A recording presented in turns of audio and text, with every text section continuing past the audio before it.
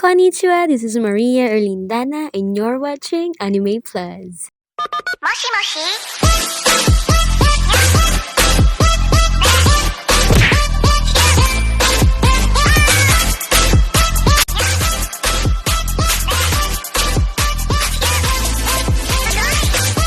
Hi guys! Welcome back for another mini vlog, and ang video natin today ay about sa paggala natin sa Abu Dhabi. So before we go to our destination, kailangan mo munang loadan yung card mo. It's a bus card. Pero nung papunta kami, nag-taxi kami. Ayan, nung nakarating na kami dito sa beach. So maglalakad ka muna before you go to the mismong beach. Tapos, ayan, makikita nyo yung mga buildings dyan. And medyo gabi na kaya medyo madilim na din yung ano. Ang ano? Update you guys. Hindi ko lang alam kung mapapakita ko sa inyo yung pinaka-beach kasi gabi na nga. But I will try to capture as many videos as I can kasi dito medyo mahirap ang pag-video especially if may mga tao sa likod. You need permission. Very strict sila when it comes to that. So with that being said guys, eto na yung itsura ng beach nila sa gabi. So this is called Al Bahar Beach. So ayan, madilim kasi kaya hindi nyo siya ganong nakikita, hindi nyo ganong na-appreciate. Pero very calming ang dating ng beach nila dito. Tapos super lamig. So pwede talaga siya pang late night walks or yung lakad-lakad ka lang, ganon. So meron din sila ditong signage kung saan makikita yung turtle na meron makikita sa beach na yun. And after that guys, ang lakad-lakad pa kami, and then may makikita kayong reflexology pathway kung saan merong mga bato na talagang nakaumbok, and then yun yung lalakadan mo. So it believes to be na makakatulong na mag-relieve ng stress mo sa katawan. So apakan mo siya na ganyan. Kasama ko yung tita ko na nag-aapak-apak. Promise, nakakawala din siya ng stress. It's very stimulating. Pero ayun, never kong na-imagine yung sarili ko na naapak talaga dito. Okay, so nakatapos na tayo. So, gusto mo bumalik ka, pahirapan mo ulit yung sarili mo. Para makuha mo yung sapatos mo. So, start ulit tayo. Oh my goodness. So, bumalik ulit kami guys, papunta sa kabilang pathway kasi nandun yung mga sapatos namin. And then yung mga bato na maapakan mo, may mga certain areas talaga na mapapaaray ka na lang. Dati sa Pinas, iniiwasan ko yung mga bato eh. Ngayon, tinatapakan ko na siya talaga. Sa dulo ng pathway guys, makikita nyo yung signage ng reflexology pathway. Then nagutom, kaya kumain kami. Naghanap kami ng food dito. And makikita nyo yung burgers, appetizers, may pasta desserts, and aparata. So, yun ice cream. So, ayan guys. Grabe. 10 dirhams. Huwag mo na lang siyang i-convert kung ayaw mong mahilo. But yeah. Wow. Ayan guys, we're going to open the Nutella Parata. So, akala ko naka-serve siya sa plate, pero nakagaling na pala. Open na natin.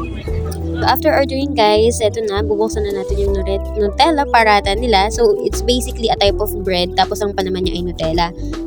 Pwede mo siyang gawin if meron kang parata na bread kasi nabibili lang siya. And then, yun. First bite! Sa kanya,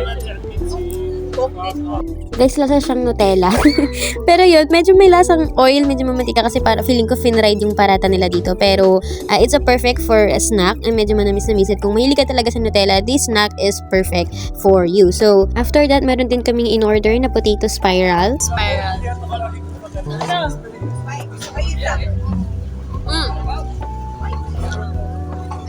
Very crunchy yung potato nila, hindi siya ganun mamantika even though it's deep fried, kaya masarap siya. Kasama kong kumain dito guys ang aking ever supportive tita na kumuha din ng potato spiral. Spiral potato.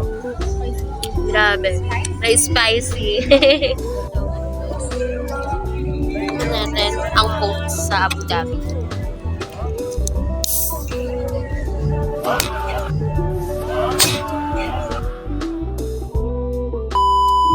Matapos nating maligo guys ng Coke, tuloy pa rin ang kain, magpunas-punas lang.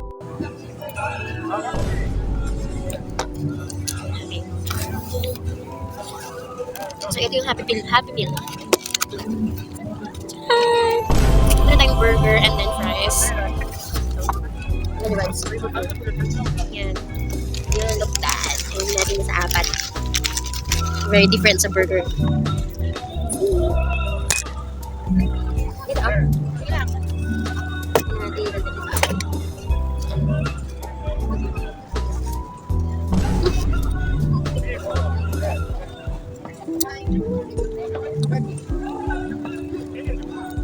Yung burger nila guys, since it's beef, lasang-lasa mo talaga yung pagka-beef ng patty niya. And then, meron siya mga fresh pickles, tomatoes, tas yung onions, which is all in all, masarap naman siya. But it's not my cup of tea kasi may pickles. Tapos, meron din tayong fries dito. And then, meron silang mga chili powder or chili flakes. And then, after that, naglakad-lakad ulit kami. And then, we encountered this beautiful drone show.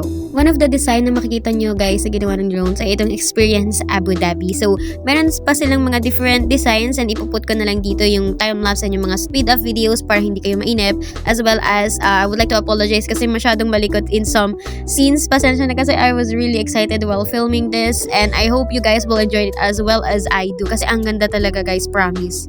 Makikita nyo yung mga different design na ginawa nila. It's very entertaining.